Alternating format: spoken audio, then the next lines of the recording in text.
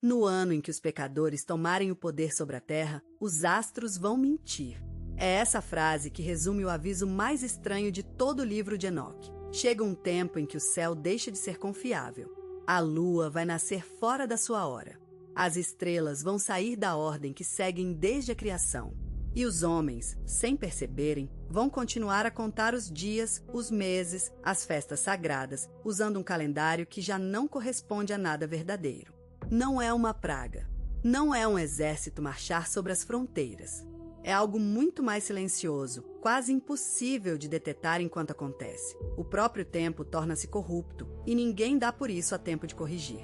Esta profecia não vem da parte mais conhecida do livro de Enoque.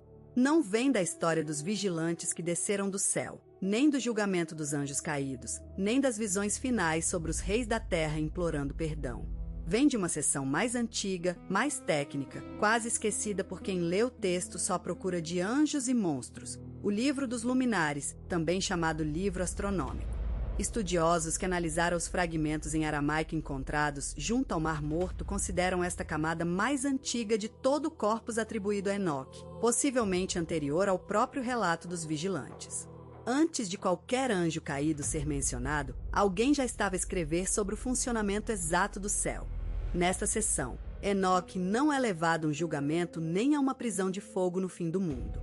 É levado ao mecanismo do próprio céu. Quem o guia não é Miguel, nem Gabriel, nem Rafael. É Uriel, o anjo a quem foi confiada a supervisão de todo o movimento do sol, da lua, das estrelas e dos ventos que sustentam o mundo. E o que Uriel mostra a Enoque não é uma visão simbólica cheia de metáforas para decifrar. É um cálculo. Portão a portão, mês a mês, Uriel conduz Enoque a percorrer os limites da terra, mostrando-lhe de onde nasce o sol, para onde se põe, por onde a lua entra e sai, como se o céu inteiro fosse uma estrutura com peças que se pode contar, medir e verificar. Uriel ensina a Enoque um calendário exato, 364 dias, divididos em 12 meses, distribuídos em 4 estações de exatamente 91 dias cada uma. Um número que, à primeira vista, parece só mais uma curiosidade antiga. Mas não é. 364 divide-se perfeitamente por 7. Isso significa que, neste calendário, cada festa sagrada cai sempre no mesmo dia da semana, ano após ano, sem exceção, sem cálculo de ajuste, sem margem para disputa entre sacerdotes. Um calendário que nunca desliza. Um calendário desenhado, segundo o texto, não por sacerdotes nem por astrônomos humanos, mas copiado diretamente do movimento real dos céus, tal como Deus o fixou desde o princípio da criação. Para justificar esse número, Enoque descreve algo que soa quase engenharia celeste. Existem 6 portões no horizonte oriental e 6 no horizonte ocidental, por onde o Sol entra e sai da Terra ao longo do ano. No solstício de verão, o Sol nasce pelo portão mais a norte, o dia mais longo do calendário inteiro. No solstício de inverno, nasce pelo portão mais a sul, e a noite estende-se mais do que em qualquer outra altura. Todos os dias, ao longo dos meses, o Sol vai mudando de portão, um a um, num percurso fixo e previsível, guardado por anjos que abrem e fecham cada passagem exatamente na hora certa, nem um instante antes, nem um instante depois. Antes de regressar ao ponto onde tinha começado, Uriel leva Enoque até aos confins da terra, aos 4 pontos onde o céu parece tocar o chão.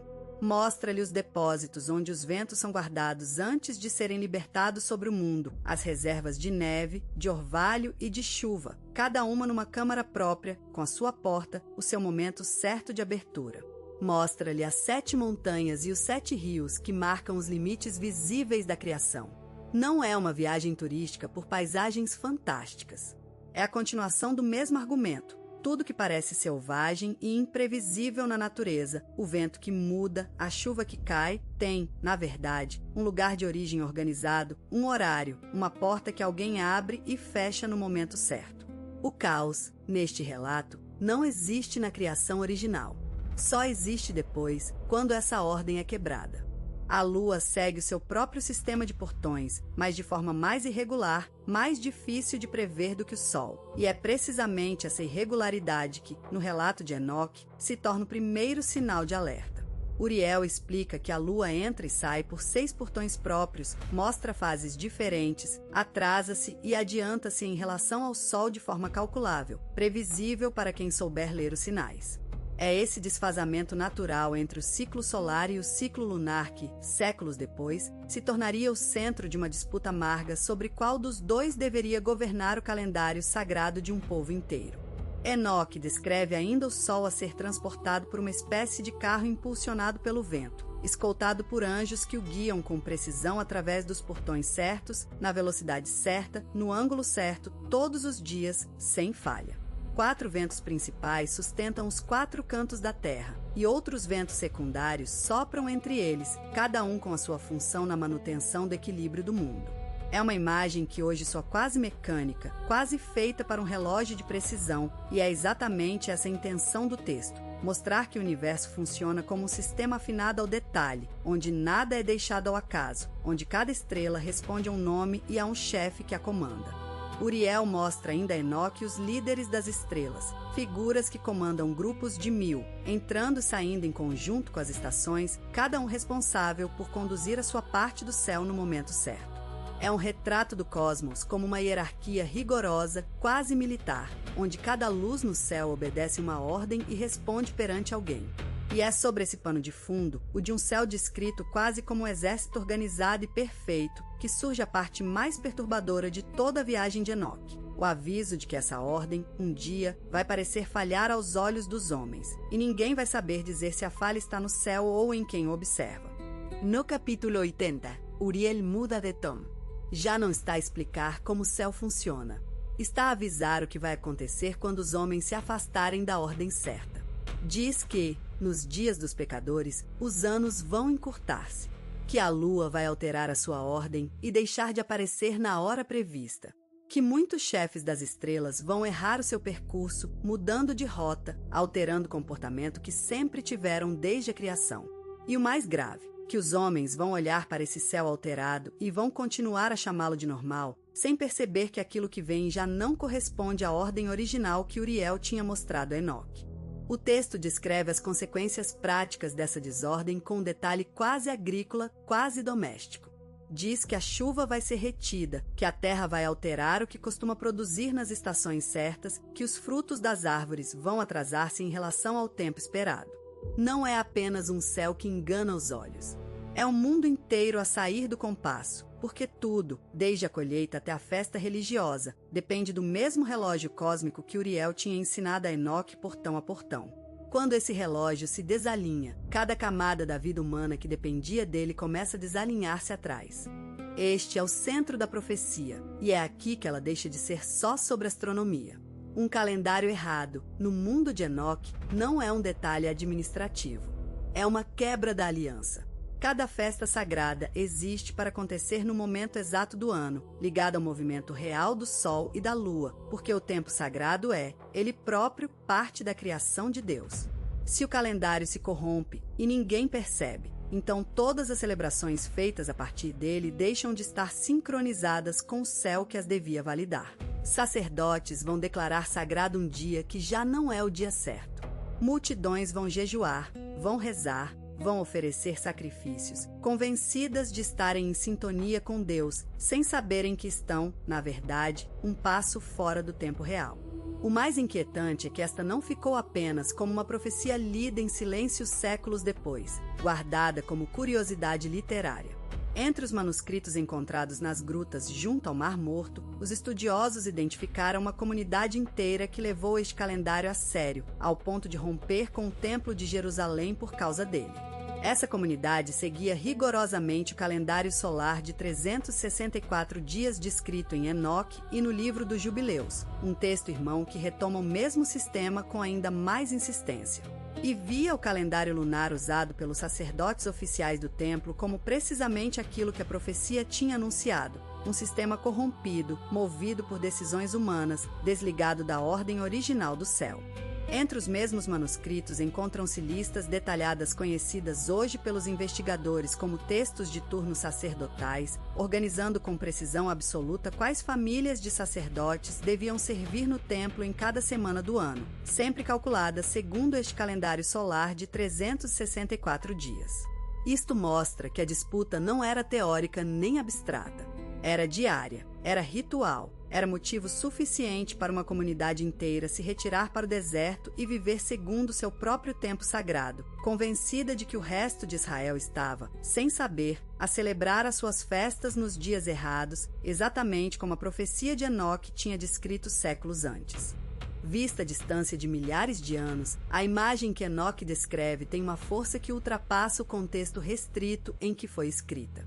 Uma civilização inteira a viver sincronizada com um tempo que já não corresponde à realidade, convencida de estar certa precisamente porque todos à sua volta contam os dias da mesma forma. Não é preciso acreditar literalmente em portões guardados por anjos para sentir o peso dessa ideia.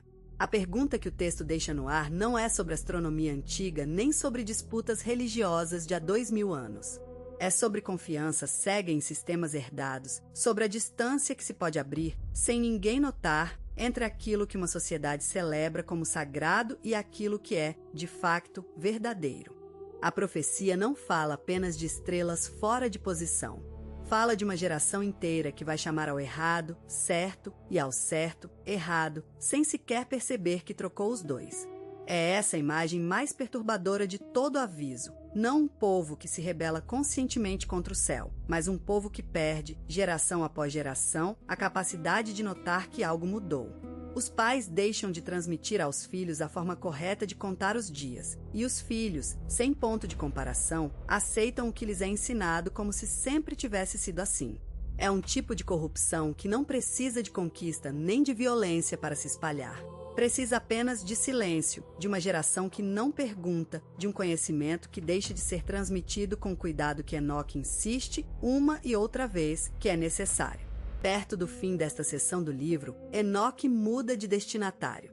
Deixa de falar apenas do que viu junto a Uriel e começa a escrever diretamente para o filho, Matusalém, e para gerações que ainda não tinham nascido. Diz que guardou estes cálculos, portão por portão, mês por mês, precisamente para que, quando dias corruptos chegassem, ainda restasse um registro do tempo verdadeiro, escondido, à espera de ser encontrado por quem soubesse procurar. Não escreve como um cientista a arquivar dados por rotina. Escreve como alguém que sabe que o conhecimento que possui pode desaparecer. E que, se desaparecer, ninguém mais vai saber distinguir um céu correto de um céu que já começou a mentir sem aviso. Há algo profundamente deliberado nesta urgência.